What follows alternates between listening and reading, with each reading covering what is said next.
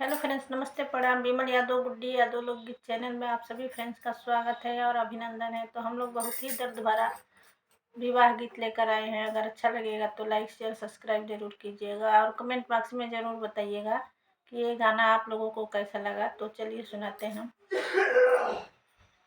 आचारा के फारी बेटी चिट्ठी आज लिखेली से हो चिट्ठिया पापा जी के हाथ।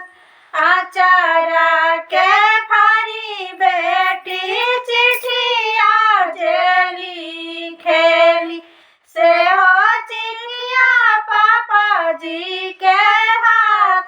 सबावा बैठल तू पापा हो अपन पापा चिट्ठिया लिहले हाथ। सबावा जे बैठल पापा हो अपन पापा चिट्ठिया लिहले हाथ। चिट्ठिया के पढ़ी पापा मन मन रोवेला बहेला नैना दुनू लर। चिट्ठिया के पढ़ी पापा मन मन रोवेला बहेला नैना दुनू लर।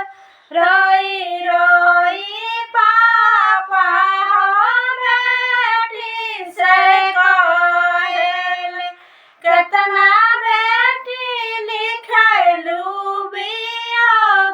रोई रोई पापा हो बेटी से कहेले केतना बेटी लिखलू बियोग। जय दीना रहो पापा तिलक चढ़वला ओही दिन से बेटी भैली पारा।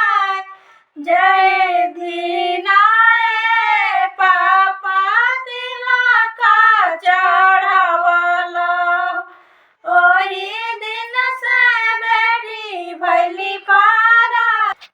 जही दीना पापा दिला कन्यादानवा ओही दीना बेटी भैली पारा। जय